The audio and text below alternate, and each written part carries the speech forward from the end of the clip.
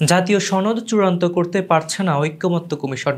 বিভিন্ন রাজনৈতিক দলের একের পর এক শর্তে কমিশন কার্যকর সিদ্ধান্তে পৌঁছাতে ব্যর্থ হচ্ছে। দ্বিতীয় দফার মেয়াদ শেষ হওয়ার একদিন আগে গতকাল কমিশন সভাপতি ও অন্তর্বর্তী সরকারের প্রধান উপদেষ্টা ডক্টর মোহাম্মদ ইউনূস দলগুলোর সঙ্গে বৈঠক করেছেন। তবুও চূড়ান্ত সমাধান হয়নি।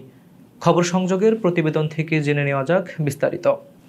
রাষ্ট্র সংস্কারের উদ্যোগে প্রধান উপদেষ্টা ডক্টর মোহাম্মদ ইউনূসের নেতৃত্বে গঠিত ৭ সদস্য বিশিষ্ট জাতীয় ঐকমত্য কমিশন ১৫ই ফেব্রুয়ারি রাজনৈতিক দলগুলোর সঙ্গে কাজ শুরু করে।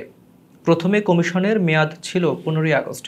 সনদ চূড়ান্ত না হওয়ায় ১ মাস বাড়িয়ে ১৫ই সেপ্টেম্বর করা হয়। কিন্তু প্রথম দফার মেয়াদও ১ মাস বাড়িয়ে কার্যক্রম শেষ করতে পারেনি কমিশন। নিটফল ৮৪টি বিষয়ে ঐকমত্য হলেও বাস্তবায়ন পদ্ধতি নিয়ে জটিলতা রয়ে গেছে। গতকালের বৈঠকে ৩০টি রাজনৈতিক দলের মধ্যে দুই ধরনের অবস্থান দেখা গেছে।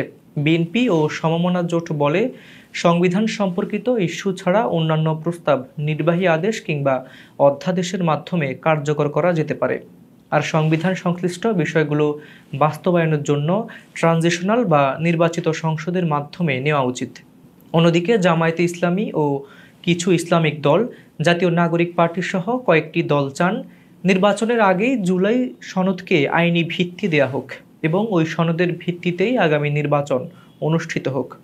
বিএনপির স্থায়ী কমিটির সদস্য সালাউদ্দিন আহমেদ বৈঠকের পরে উদ্বেগ প্রকাশ করে বলেছেন, নির্বাচনকে কোনোভাবে শর্তাধীন করা হবে না।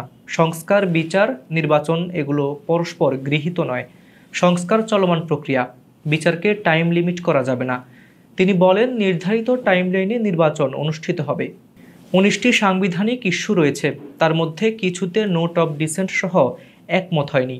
সংবিধানের সংশ্লিষ্ট বিষয়গুলোর পরবর্তী সংসদ ছাড়া অন্য কোনো ফোরামে করা যাবে কিনা সে সম্পর্কে সুপ্রিম কোর্টের আইনি পরামর্শ নেওয়া যেতে পারে বলে তিনি জানান। জামায়াতে ইসলামীর সহকারী সেক্রেটারি হায়দার আজাদ বলেন, জুলাই সনদের ভিত্তিতে নির্বাচন হলে সেটি সুষ্ঠু, নিরপেক্ষ ও গ্রহণযোগ্য হবে। তবে দৃষ্টিকোণ থেকে তারা দুটি উপায় প্রস্তাব করেছেন: প্রভিশনাল কনস্টিটিউশনাল অর্ডার বা গণভোট। এছাড়া জাতীয় নাগরিক পার্টির সদস্য সচিব আখতার হোসেন মনে করেন, সংবিধান সংশোধনী সংক্রান্ত চূড়ান্ত সিদ্ধান্তের পক্ষে একটি গণপরিষদ বা নতুন সংবিধান প্রক্রিয়া কার্যকর ও টেকসই হতে পারে। কাজল হায়দার রিপোর্টে হাবিবুর রহমান নিশান, খবর সংযোগ।